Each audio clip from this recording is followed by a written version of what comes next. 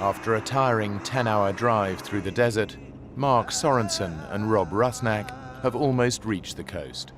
From here, these young adventurers will begin the sailing trip of a lifetime. How about a good song? Something nice. Something appropriate to this beautiful Mexican landscape. Their long drive from San Diego will end at their launch point, Bahia de Los Angeles. It's on the eastern side of the Baja Peninsula and is part of Mexico. The cousins' plan is to sail round trip across the Sea of Cortez on a 16-foot catamaran, a dangerous voyage at the best of times. Their nights will be spent camping on the myriad of islands across the sea. Until they finish the 160-mile round trip, no one is expecting to hear from them. Wow. Incredible. Beautiful. Mark's my cousin. I basically met him for the first time as a young teenager. He was about 14 years older than me, almost like a big brother, but we would get together to do a camping trip here and there. Right in the middle of the cat? Yeah. Oh, man. Rob was about 26 years old at the time. Not so much a little brother or a little cousin.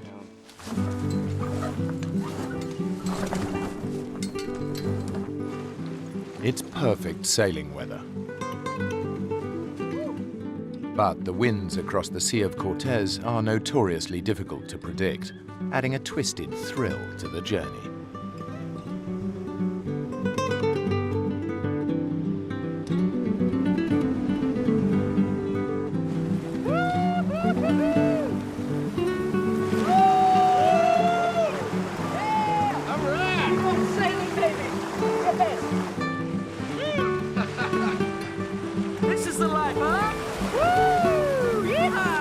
In the dead calm, the heat builds to over 120 degrees, and there's no chance to cool down in this sea.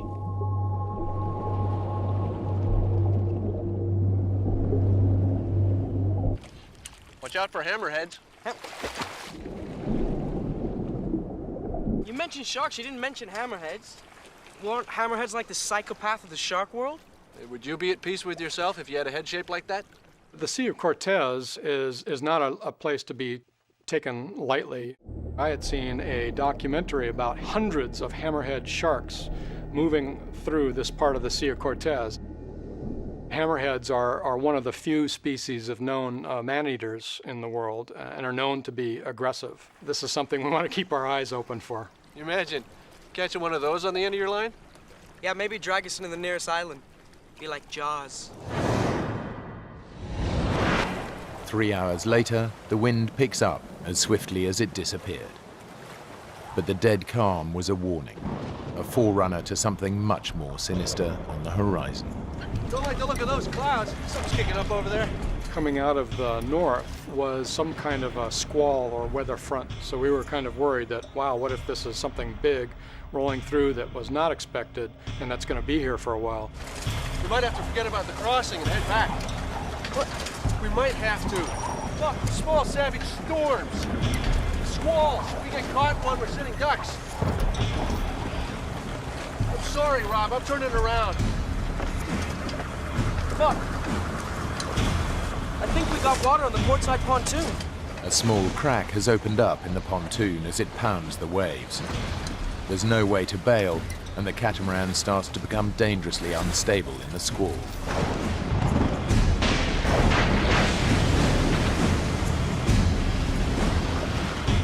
One big gust of wind, which was probably approaching about 60 or so miles per hour, hit us.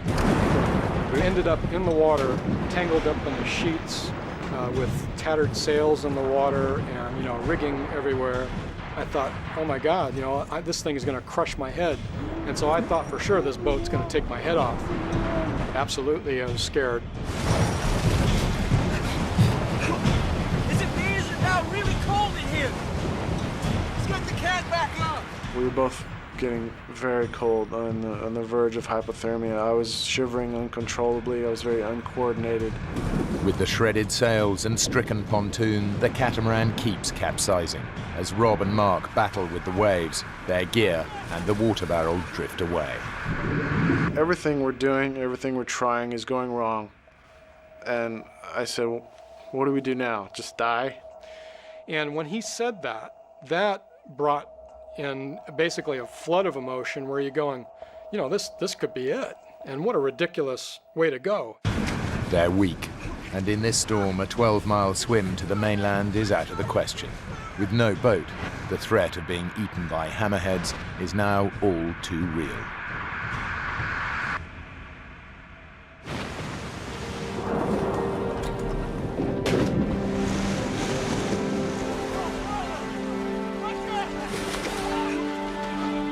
Using every last ounce of energy they possess, Mark and Rob head for the closest island. It's now their only hope of survival.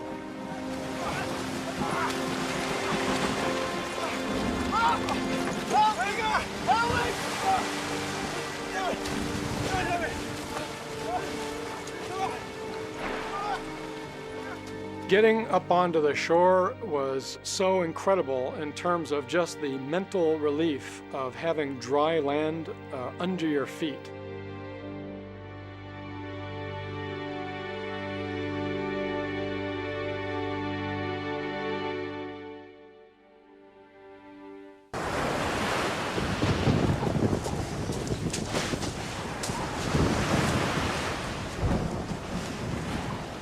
We were soaked to the core, and we stripped all our clothes off and got in our sleeping bags and got into a fetal position to try to conserve warmth. We were probably in pretty advanced stages of hypothermia.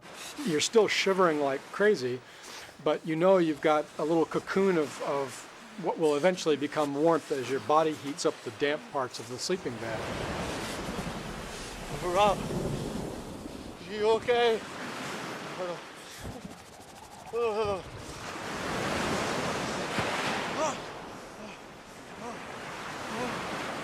At this point, your mind is playing tricks on you. You're not thinking clearly.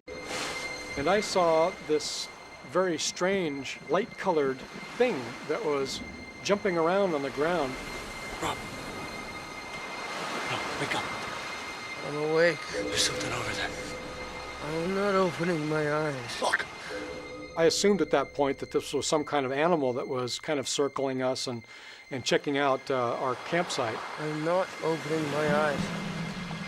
Because I'm thinking, here I am in my bed in San Diego.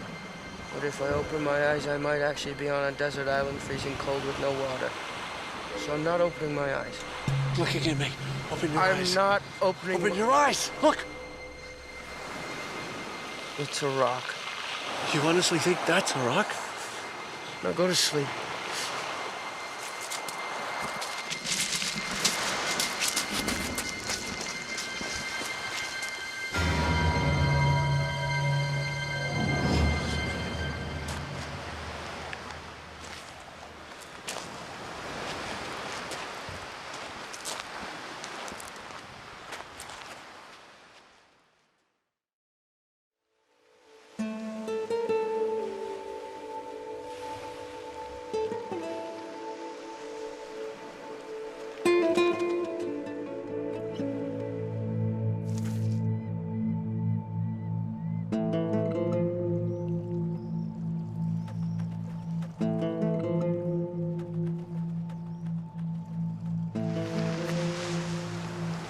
Wake up, dude. Wake up. The good news is the catamaran's sitting on the beach. Yeah? The bad news is it's in a million pieces. Must have taken a hell of a beating against the rocks. The only things that we didn't lose in the water were the items that were in our dry bags. Well, we've got a book. Well, half of. A knife, about 20 matches, and some soaking wet cookies. Hey, I think I found that animal that was stalking you last night. You did? Yeah, kind of reddish in color. Moved up and down in a strange way. Yeah. Oh, no. What, are you afraid of balloons? Cinco de Mayo, the 5th of May. Huh? Must have blown over from the mainland. And? It's a Mexican holiday. It's like Independence Day. It's It's a national holiday. The last 4 or 5 days, everyone takes part. Cool. Even the fishermen. Shit. No one will be on the sea for a few days. We don't have enough to last, do we?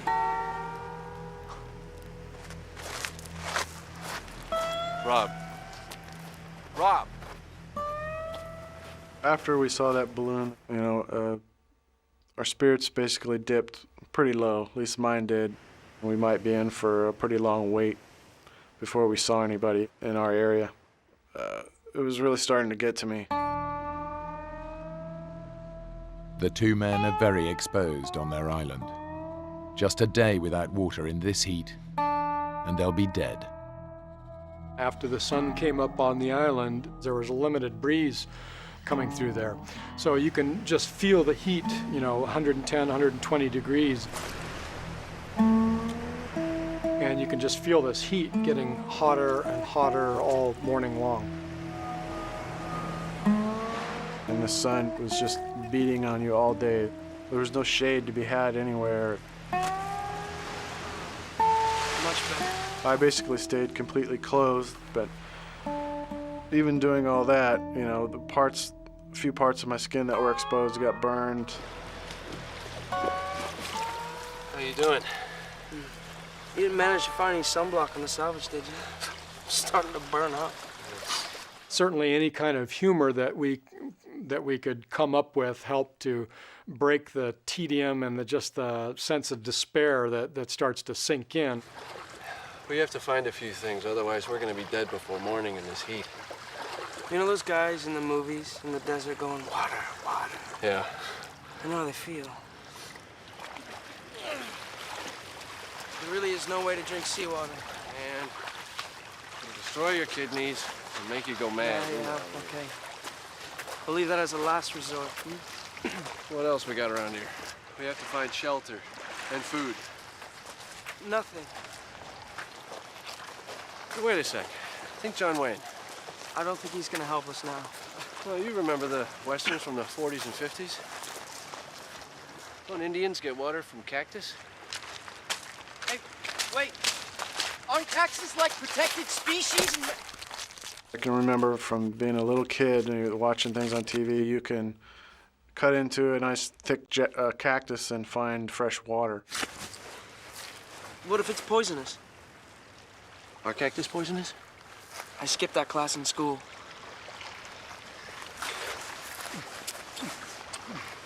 Yes. Huh? Nothing. What? Nothing's coming out.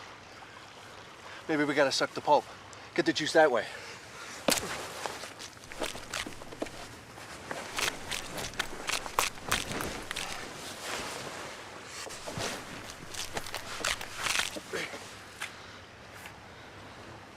After you. Well, let's not stand on ceremony.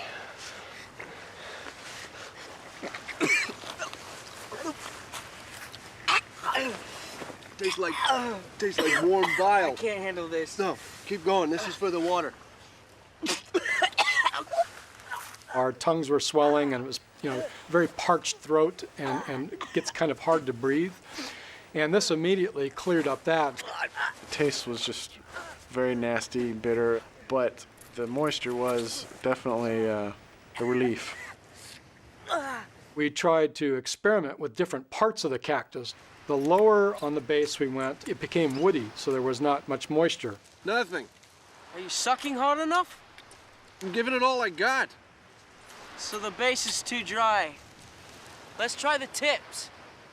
What's it like? It's a little sour. Maybe we just stick to the middle. So we had to basically stick with the chest-high part of the cactus. Now the men have some form of moisture, they need to get out of the sun's burning rays. What?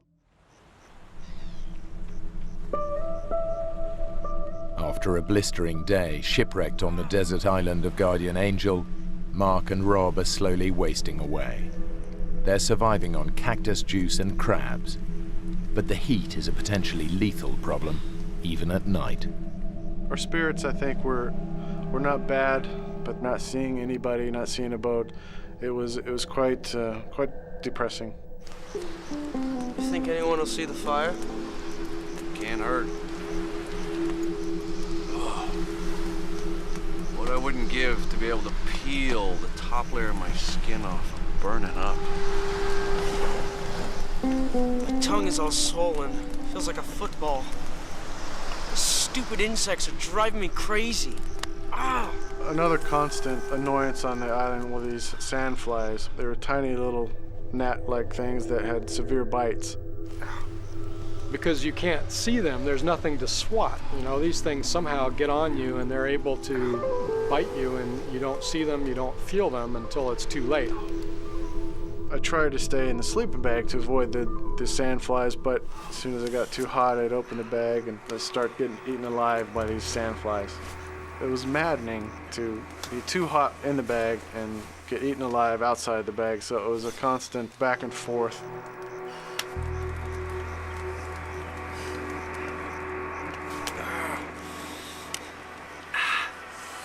If you fell asleep with the sleeping bag wide open, it was a big mistake.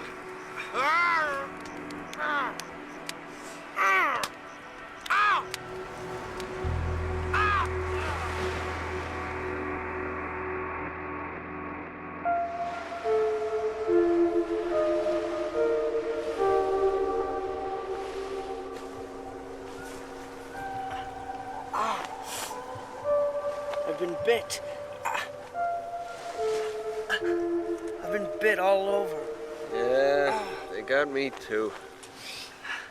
The bites were all over our face, necks, ears, anywhere they could get to, they would bite you. Do you think they're poisonous? If they were, we'd be dead already. No, they're sandflies. They're like mosquitoes, but turbocharged. The itching will drive you crazy, but they're harmless. How do I look? Buddy, you look great. You could run your hand up and down your arm, and it was just all bumpy up and down. And the welts were, you know, turning red and a bit infected in places. Nothing seemed to be able to really stop them. Oh, no. What's wrong? My ring. My wedding ring. Look how loose it is. That's not good. I'd been married since I was 17, and you don't get any lighter as you get older generally, and my wedding ring had become quite tight in recent years. And when it slipped right off my finger, that was a new experience, and I realized it was because we were losing so much water weight from our bodies. How about a cookie to fill us up?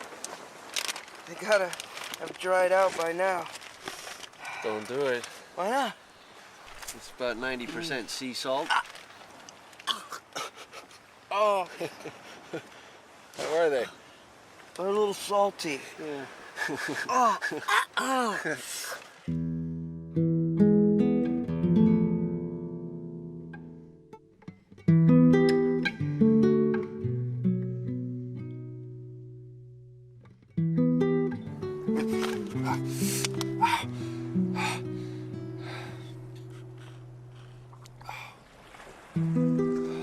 When I woke up the next morning, I reached down, as I typically do, kind of twist my wedding ring on my finger, and it was gone.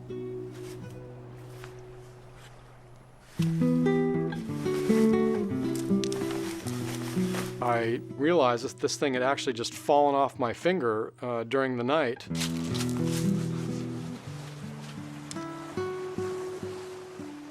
Rob, you seen my ring? No, I lost my wedding ring. that's right.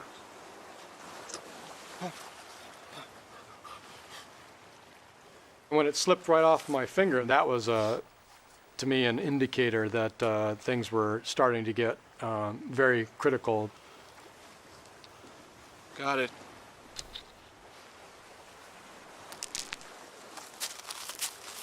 You okay, amigo? Sure.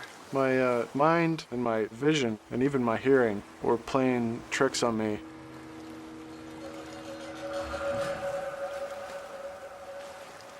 You see something out there? No. The dehydration was definitely the major culprit in causing delirium and the mind tricks.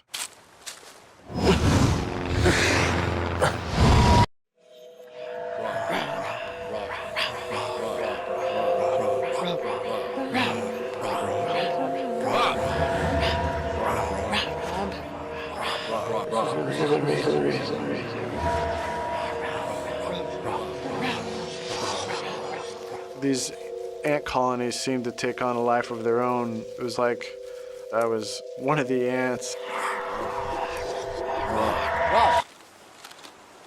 Get in here.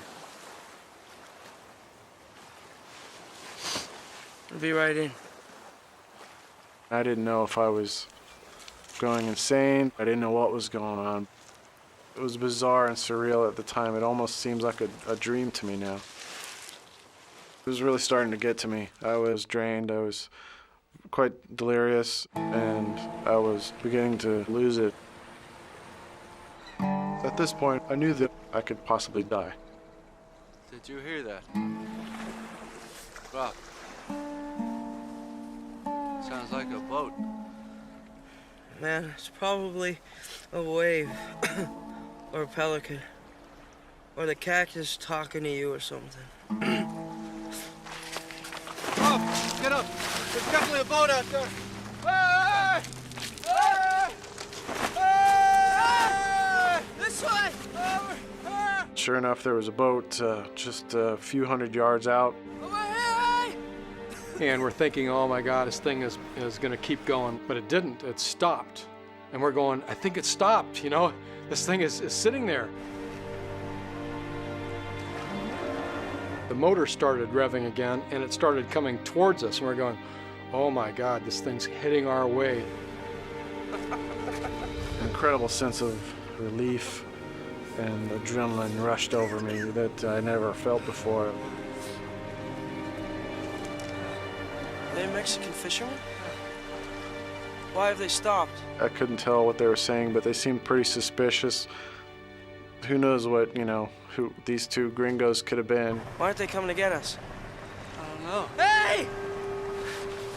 Let me deal with it. I'm not fluent in Spanish, but I know enough to get along and was able to respond to them.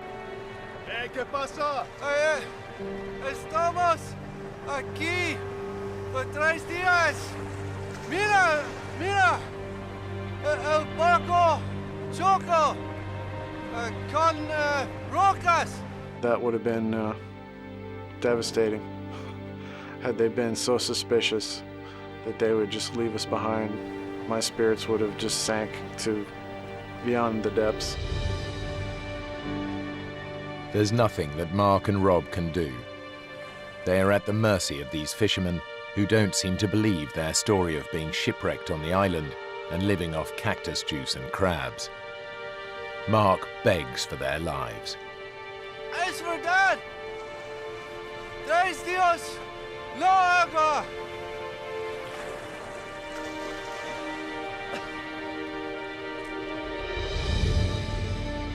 Gracias. Muchas gracias. They basically brought the boat around, and I guess were convinced that we weren't, crazies or something. Just stay cool, man, until we know who these guys are, okay? Muchas gracias. Gracias. Vamos, rápido. Muchas gracias. At that point, your mind is just so relieved that that you're now out of that predicament, and it looks like you're going to make it home. That it's just an overwhelming sense of relief.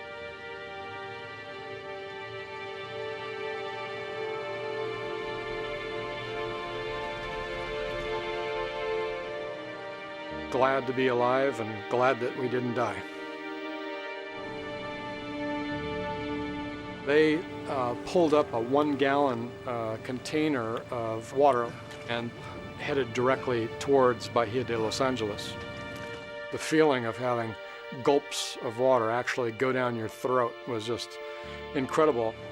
It was a bizarre feeling to feel your body hydrate almost instantaneously. You can almost feel it pumping out through all of your limbs and all of your veins. It was the best water I've ever swallowed.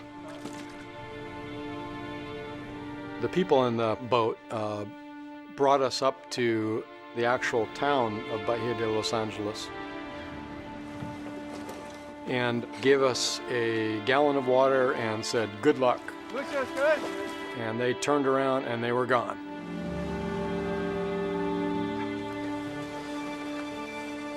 The first thing Mark does is make an emotional call to his wife, who has no idea what he's just been through. Yeah, I promise I'm fine. Just a little problem with the cat. I'll tell you about it later. We should be home early tomorrow morning. It's sort of embarrassing that you've put yourself into this, life-threatening situation for, basically an adventurous whim. Yeah, I love you too.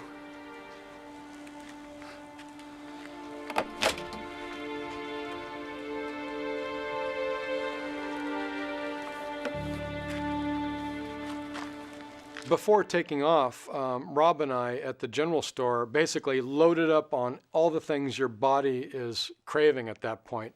Things that are fatty, things that have some taste to them, things that are liquid, and kind of gorged ourselves.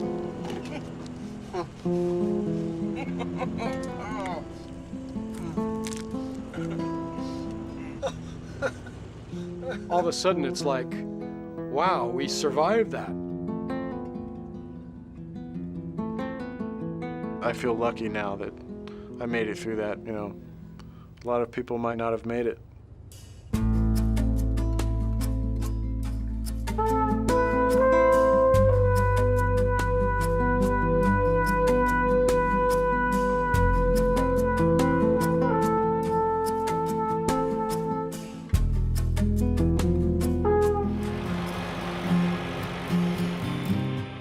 Carl Duplessis is executive director of a thriving courier company in South Africa. He lives in Johannesburg with his wife and has 2 small children. Today, he's chartered a private plane to take him and his team on a promotional tour of Botswana. I enjoy flying, so I don't often have an opportunity to just relax and enjoy the journey, so I was really looking forward to it. Carl's close friend and business partner, Neb Graurak, is originally from Serbia, but now lives in Botswana with his wife. Also traveling are Mike and Lynette Nikolic. They just got married and are hoping to start a family. Lynette is from Botswana, and Mike is from Serbia like his friend Neb.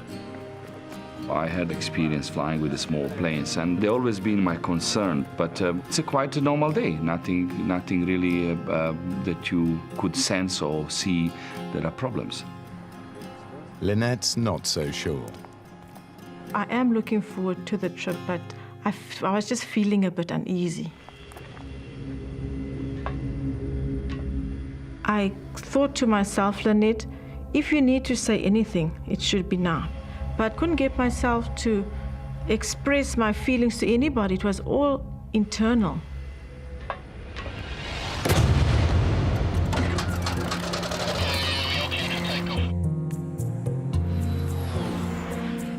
These entrepreneurs are used to the advantages that come with success. Today, their chartered plane is taking them from the capital of Botswana, Gaborone, to the small town of Maun, 600 miles away. It's a 2-hour flight which will take them across the vast expanse of the Kalahari, the desert whose very name means the Great Thirst.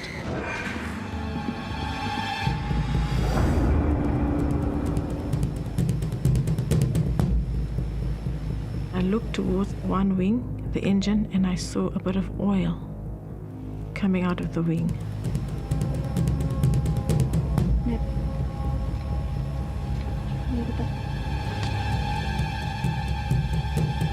Costa! What? There's oil coming from the engine. First of all, there were drops, and then it becomes a proper brownish line.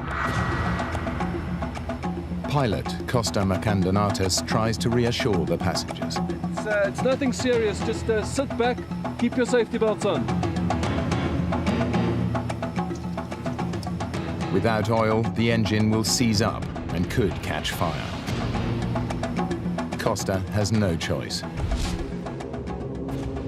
Hey, what's that? It's just a precaution. I had to shut off the port engine. The plane should be able to fly on one engine.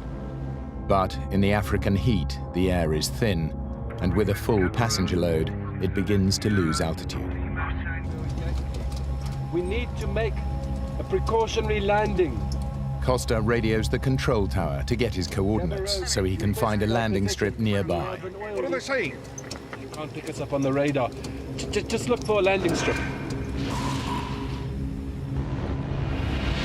There's nothing out here. You've got to keep on flying. I'm losing altitude. I can't. Catamaran requesting our position. Their only lifeline is the radio. Catamaran? Catamaran. Damn! Lost radio contact.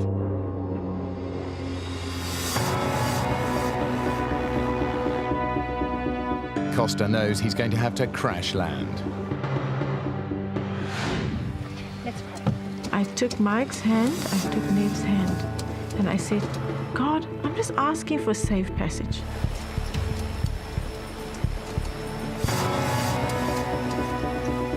All I know that I have maybe a minute or a minute and a half to live, and I'm just worried about my children. I remember elephants running in a panic because of the aeroplane coming. I just saw the earth coming closer and closer and closer. I know that air crashes, you really don't survive. Put your head between your knees now!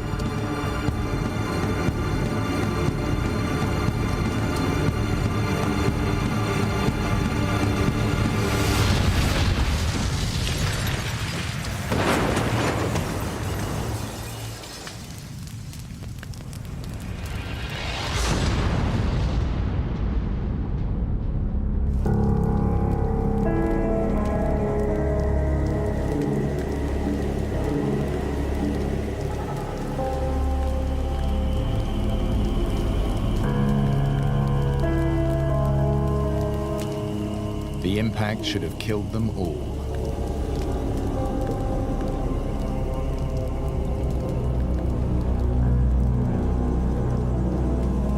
I'm still alive.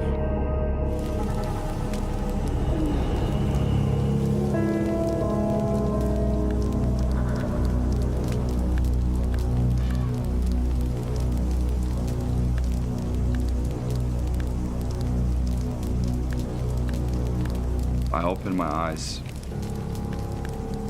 I see my wife, she's burning.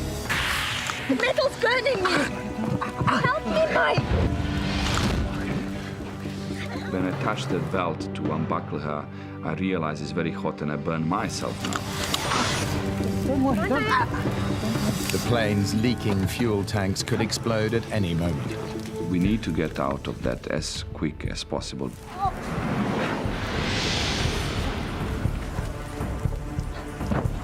Your body is kind of state of shock.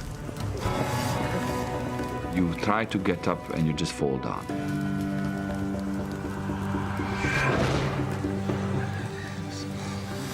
Guys, where's Neb? We realize, but there is no Neb. Where's Neb? It's in the plane. Neb, there. Still in the plane, let's get him. We are panicking because we don't know how fast the aircraft's going to burn. Are you okay? Let's get him out. Shoulder up.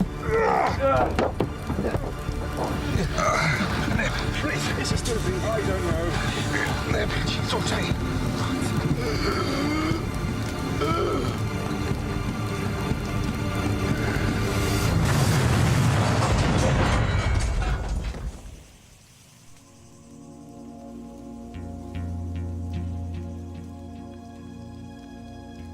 The survivors are shocked and injured. There's lots of blood around. My nose was broken. Mike, Costa, and Carl's injuries are superficial. But Neb is in a bad way.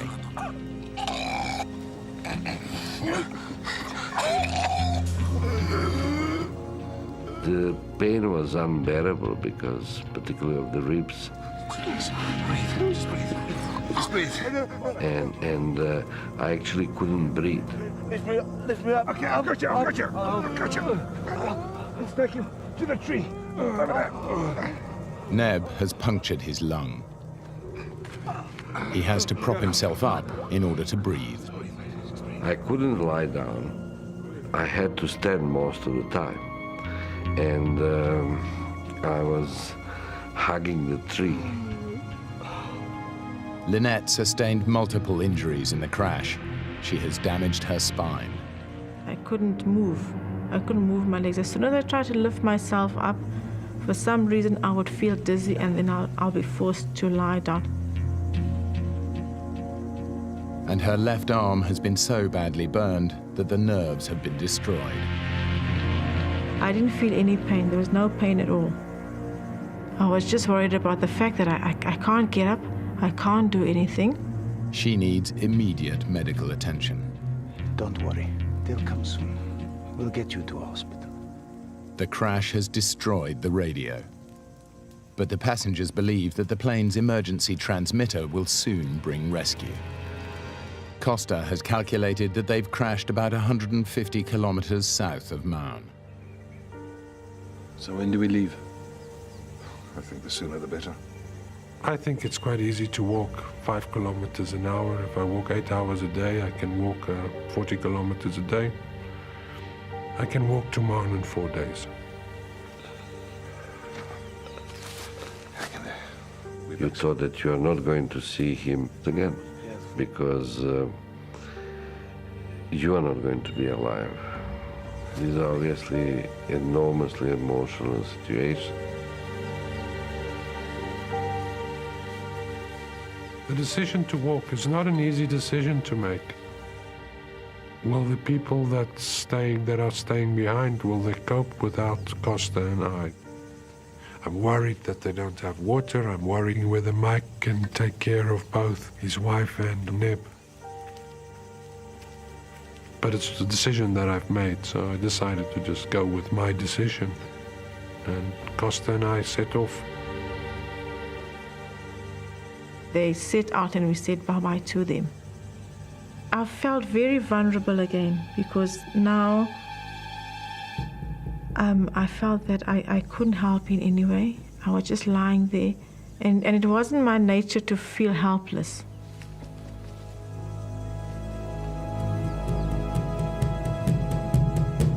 Mike has no idea how long he'll have to cope alone. Lynette is more thirsty than the others because she's losing moisture through her burnt flesh. Her only chance is that Carl and Costa will bring help soon. But as they continue walking through the bush, it becomes increasingly impenetrable. Walking through the bush is turning out to be extremely difficult. You have thorns sticking into your clothes all the time. But then they stumble across a solution. Costa, over here, quick.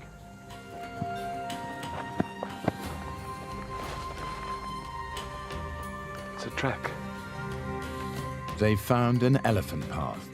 The whole area is crisscrossed by hundreds of these paths, made by elephants treading down the foliage and knocking away the trees. And it should lead them to water. The elephant walks from waterhole to waterhole, week in, week out, year in, year out, decade in, decade out. So it's a proper path. But these paths don't go 100% north. Carl and Costa's need to find water could get them completely lost and bring them face to face with the biggest killer of man in the African bush.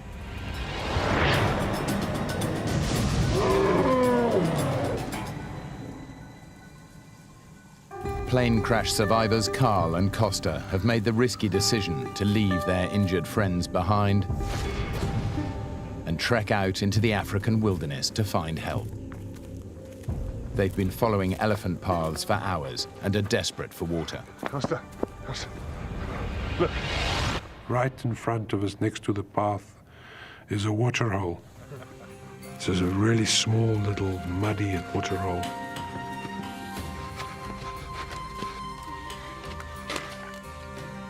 The problem is, the elephants got there first.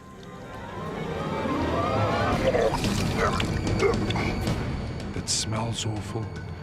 It tastes awful. It's full of excrement from the elephants, urine from the elephants. It's really foul. The water is a breeding ground for dangerous bacteria. This putrid liquid might give them dysentery, which could be fatal. I'm concerned that it would have harmful effects on my body.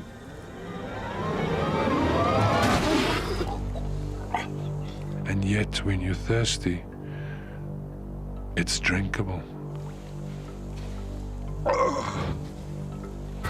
Back at the crash site, Lynette, Neb and Mike are facing a similar dilemma. What came to my mind is to drink urine, so that is something which will carry us alive. I was worried about kidneys, I was worried about dehydrating and things like that. There is nothing else we could do. But recycling their urine is a short-term solution. It will soon become poisonous. Facing another night in the African bush, their only hope is that Carl and Costa have reached safety and will bring rescue in the morning. We've now walked a whole day and we haven't come across any sign of people. We're exhausted, so we take one step out of the elephant path and lay down to go to sleep. What they don't realize is that they're blocking the path of a herd of elephants.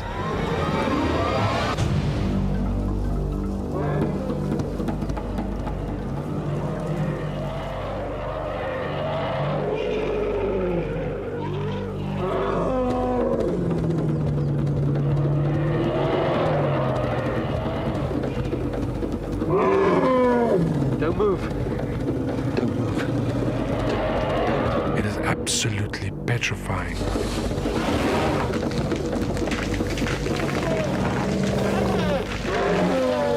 Costas is telling me not to move, but I'm unable to follow the instructions.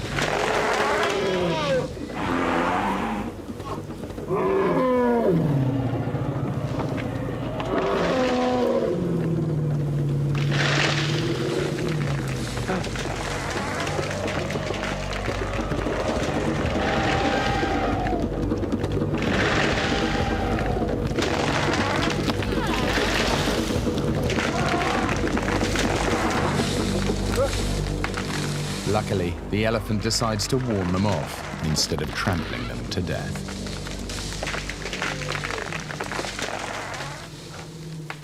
As night falls, the African bush has another surprise for them.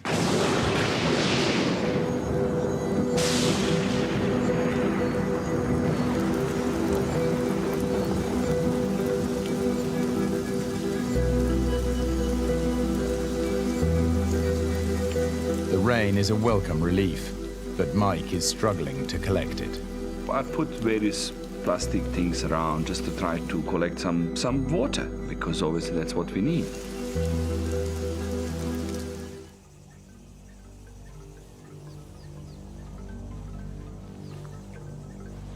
I woke up in the morning and I was aware that something was irritating my left hand. And I looked and I lifted up a little bit and I saw all these little wiggly things on my hand. And then I realized it was maggots. I tried to clean the maggots out with my fingers, try to clean the wounds, because I thought it's a very bad thing what's happening. Mike doesn't realize that the maggots are helping to cleanse Lynette's rotting wounds. For him, they're proof that he's powerless against the wildlife of the bush. Even a little bit of control and hope is going away. You start doubting, where is the Carl and Costa? Why they're not coming? The whole world has forgotten us. After 3 days of walking in the blistering heat, Carl and Costa have still seen no sign of human habitation, and they're completely disoriented. Mentally, this whole thing is starting to take its toll. I believe I hear a car, but I don't seem to get any closer to where the sound emanates from. I realized that it was my imagination. And I just wonder how I got myself into this mess. It's much worse than he thinks. Not only are they hopelessly lost, but because they've been following the elephant paths, their route has zigzagged. They've walked for 60 miles, but in fact they're still only 20 miles from the crash site.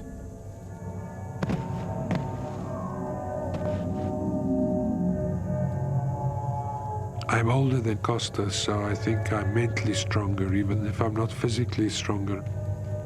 All my life I've been taught to be stoic.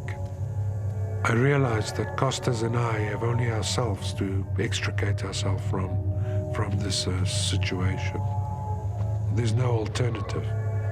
You know, I have children, responsibilities that I have to take care of. I can't perish in Botswana. Can't do it. But I'm wondering for how long I can actually walk, keep it up like this.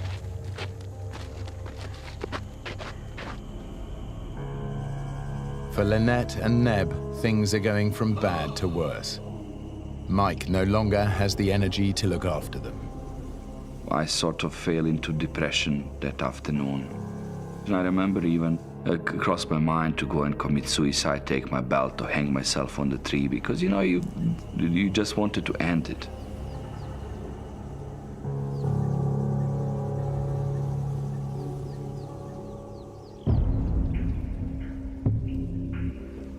Carl and Costa are now dangerously dehydrated. The most important thing in the world now is just to have something to drink. My lips are dry, my inside of my mouth is dry, and my whole body just cries out for water. At around 12, we approach the water hole. I sort of go across the lip. There's no water. There's just no water. And I think that's when you can just sit down and cry. It was really getting down now, and you can't stop there. If I have to walk till kingdom come, I'll have to walk to find the water. I cannot go without it.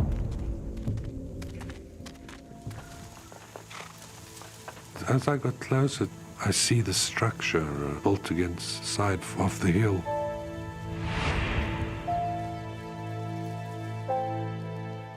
It's a hunting lodge, the only building for over 30 miles in any direction.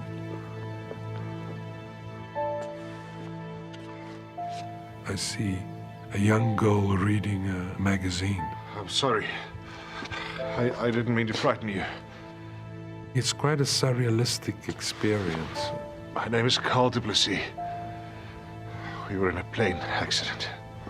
Can you please radio for help? Without even asking, I just took a bottle of juice. And while I was drinking, I'm really worried about the people. Back at the plane, and I still don't know if I did the right thing to walk, if I shouldn't rather have stayed there. It's now too dark to send out a rescue team.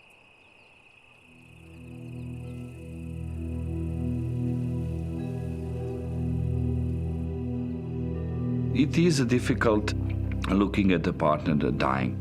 You just got married and then you lose your wife like that in such a bad accident or kind of stupid accident, call it. I need to tell you something.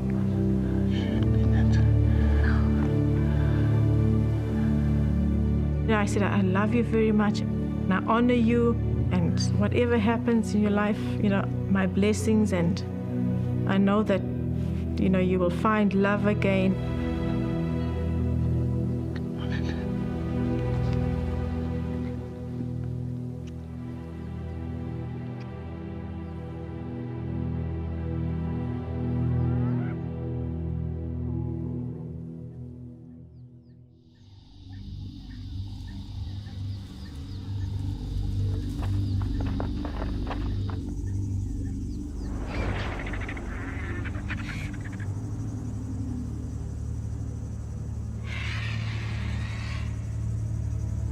I was start seeing the vultures coming around our crash site.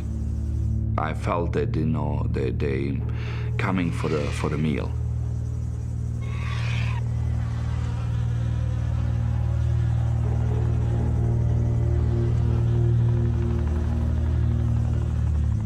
Mike.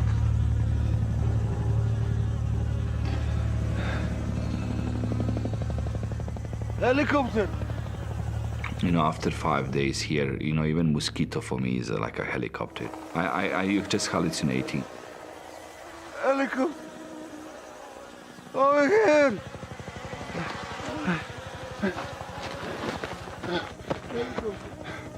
We need to make smoke. Put everything on the fire. Ah!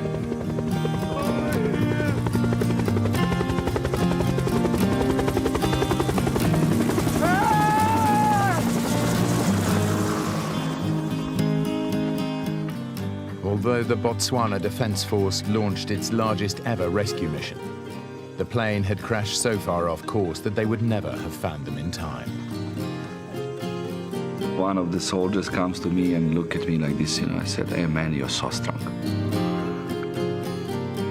If Carl had not made the decision to walk, all of them would have died in the African bush.